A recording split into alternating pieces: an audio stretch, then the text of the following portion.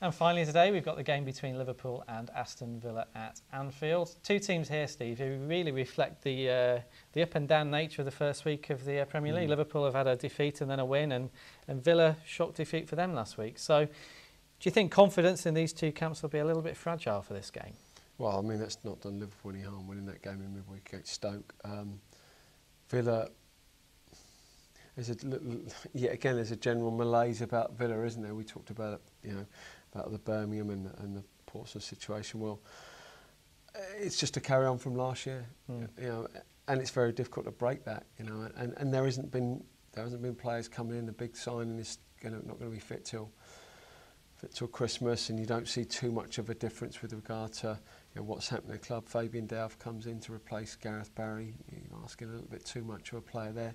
Do we play 4-3-3? Do we go 4-4-2? Quite how do we go about it? We're not going to achieve what we did last year. Is that going to be seen as good enough? Already psychologically they're up against it. So you think maybe one or two players in that dressing room who will be feeling a bit flat? I think so. I think that the whole club feels a bit flat at this stage. There was only 35,000 for their first game. Yeah.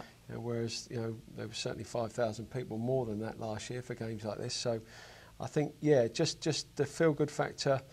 Just maybe it's just gone for that little bit at Villa. No, I've no doubt they'll get it back, but they just need to do something. It needs to do something drastic, shall we say, because there's one or two players. I was surprised. Defoe, Keane, Crouch, Tottenham getting all these players. Palacios, they've come up, and I haven't heard Villa. They weren't even mentioned, were even they? in for them. I'm just thinking, have they now got to cut their cloth accordingly? Have they pulled the reins in a little bit financially? Martin said that he's not going to put the club at financial risk. Can they compete with the big boys now? It's a tough call from that perspective. It certainly is. You mentioned Liverpool winning 4-0 in the week, Steve, against Stoke. Are you expecting a similar attitude from Liverpool in this game? Very positive. Yeah, I mean, I watched them at Villa, and I was a little bit worried. I watched the Torres body language. I watched the body language of Mascherano, and it wasn't great. It wasn't right. I mean, that's a decent score. It's a game that they drew last year against Stoke. So I think, to be fair, they might have learnt their lesson in that way. Even at this stage of the season, you can't afford to be negative. I think they'll win this game.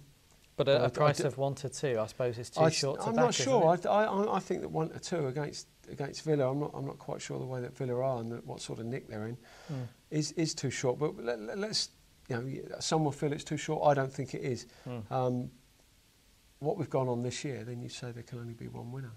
Certainly could. If you don't like 1-2 because it's too short, but you think Liverpool will win, then have a look at them on the Asian handicap. I think they're around evens with a minus 1.5 goal start, but have a look at that. Instead, we've gone on the goals bets on this match. The first one we've picked out is on over 2.5 goals. That's available at a price of 5-6.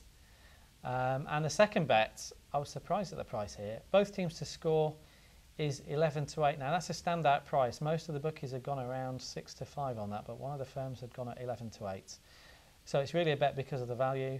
2 goal scoring bets on the Liverpool versus Aston Villa match.